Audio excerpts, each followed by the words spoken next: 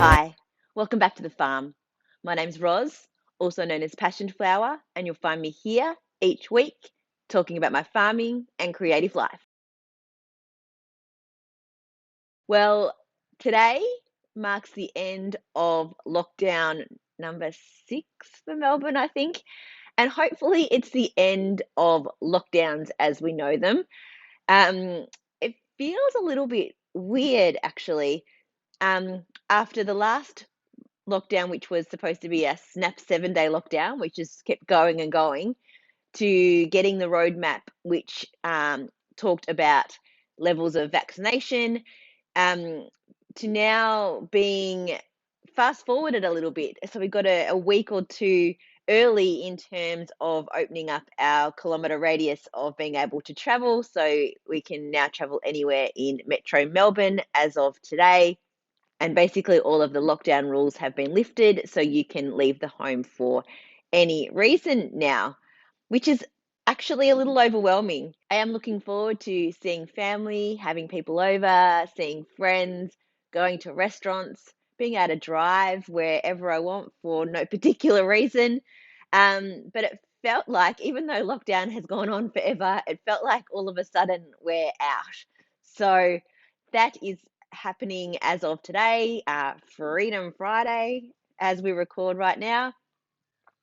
And it'll be interesting how loud and busy it is this weekend around here in the Yarra Valley.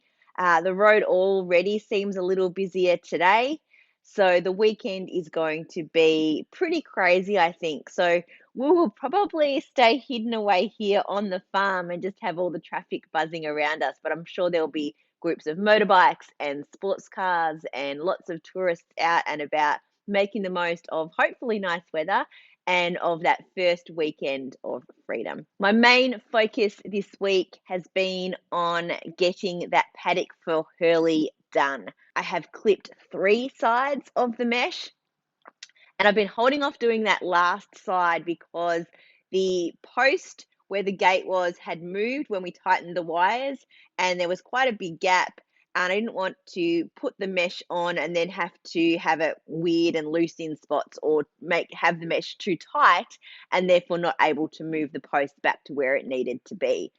So we got out there yesterday afternoon and we fixed the post. It now seems much more secure. The gap between the post and the gate is now quite small, so it's easy to close and keep nice and secure for Hurley being inside that paddock. And so today, as soon as I'm done here recording, I am going to put on my sun hat and I'm going to get out in the paddock with him, and he's going to help me to finish meshing that last section, getting all of the clips on, and stapling the start and end wires so that then they don't shift. Then hopefully it will be done. He is growing so quickly. It is crazy. He's quite heavy, and he now does not fit through those little holes in the mesh. So he can be out in that paddock on the loose and run around and spring and jump, and he sort of does big dashes back and forth, and then he'll come back and just be really calm beside me like, hi, I'm here, and then he'll go off and do it all again. I will have him probably on his little harness today while I'm in there, because we currently have Potsy and Preston in there doing some of the hard work, mowing some of the longer grass, just to get it down, because as a small sheep, he's not going to have the appetite to eat that entire paddock. So to start it reasonably low will give him a good fighting chance of being able to keep it low without having to get in there and mow or whip a snip to keep it down if he is unable to consume all of the grass. So I'm going to have him in there with me, with them, to sort of give him a little bit of exposure to them as well without him being crazy and running around, so that they get to know each other. They're both very friendly, but they are huge and they don't really know their own strength and their own size a lot of the time, and they run very quickly when they want to, and they're hard to stop.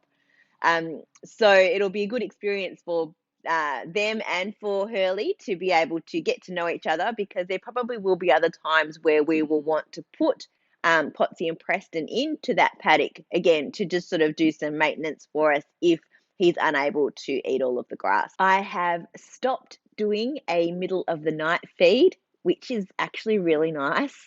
It was getting to the point where it felt like I was disturbing him more than I was helping and feeding him because he needed it. So I've stopped that, but that has been replaced by a 6 a.m. feed instead, which hopefully I can push back a little bit. We'll see how we go. But that's not too bad. It's freezing cold, and I'm getting to see sunrises, but I think that's a better option for me and for him. So early feed, a middle of the day feed, and an evening feed now. And he is eating grass and consuming, like he's been able to definitely get nutrition from it. He is drinking water for the first time. He drank water yesterday, so that's really good too. And he's also eating some of the grain pellets that I have been putting out for him as well. So he's sort of beginning to wean himself a little bit. This morning's feed, he didn't want all of the milk. He was quite content with grazing as well as having some milk. So hopefully over the next maybe 2 weeks, I can wean him all the way off milk, which would be a good relief for me, because it is definitely hard to be on that schedule for him with everything else going on, especially now that lockdown is finished and there will be people over and things happening, and to keep on a schedule that for a lamb that needs to have milk is a lot of pressure. So to have that removed and know that he is getting nutrition and water from at other sources, not from me, is going to be really good. So what I have been doing, because it's been lovely days and because he's now big enough to be in the paddock, but I really didn't want him to be by himself, is that I've been setting myself up out in the paddock with a chair and my iPad and some knitting, and I've been able to just sit for 3-4 hours at a time and have him run around and enjoy the space and know that I am just there, so that he can get himself acclimatized to the paddock, to the birds, to the wind, to the horses in the paddock right beside him, to cows in the paddock on the other side, just so that he becomes comfortable in his own space.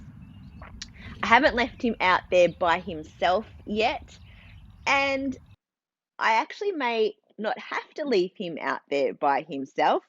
If everything goes to plan, in a day or so, he will have new friends.